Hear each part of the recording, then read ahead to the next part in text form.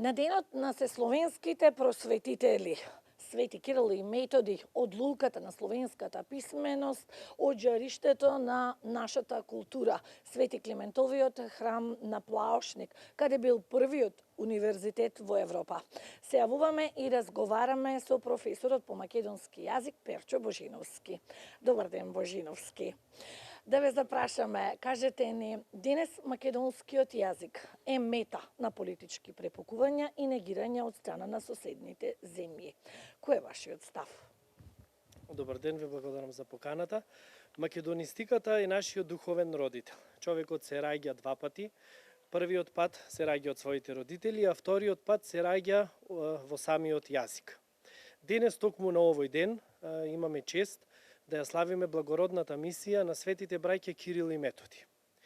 Токму нивната мисија не била наменска, не била само за одреден период, не била само за одредено место, за одредени луѓе, туку таа била за целиот словенски народ кој што бил во незнаење и греовен мрак.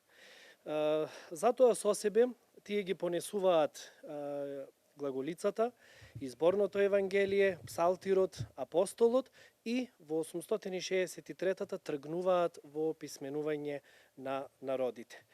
Им ги затна устите на тријазичниците, пророчки укажувајќи им на тревливиот јазик и упатувајќи ги сите со писмо кон спасение.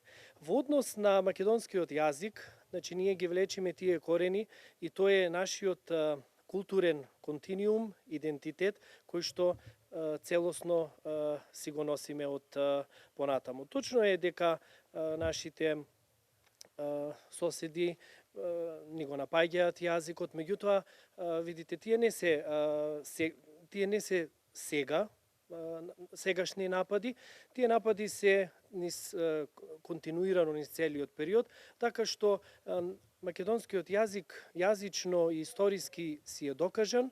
Многу македонисти и странски лингвисти го проучувале, го докажале, така што мислам дека нема потреба тој да се докажува во однос на историски факти. Се додека има говорители, македонскиот јазик ќе се постои. Така.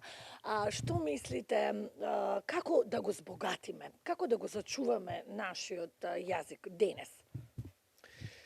Правото на свој јазик, на мајчин јазик е основно човеково право и на самоопределување, на самоидентификација. И наша обврска и наша задача е ние да го негуваме и да го чуваме. Тоа како би го направиле? Најпрво треба да внимаваме на основните два принципи, а тоа е доследно чување и правилна употреба на кирилицата и почитување на правописните правила. Тоа би го направиле од два аспекта. Едниот е лингвистички аспект, другиот е социолингвистички аспект. Лингвистичкиот аспект е почитување на јазичните правила, знаеме негување на стандардно јазичната норма во оние институции каде што треба, воспитно-образовниот процес, институциите, нормално на телевизијата и сите оние институции каде што треба да бидат основа на тој јазик. И вториот е социолингвистичкиот аспект, каде што треба малку да се позанимаваме со статусот на македонскиот јазик во самата држава, меѓутоа и надвор од Република Македонија во однос на останатите држави каде што се употребува како малцински јазик, меѓутоа и сега во однос на она што е актуелно, интеграциите на Македонија во Европската унија. Ви благодарам многу, Божиновски, што бевте дел од дневникот на македонската телевизија. Студио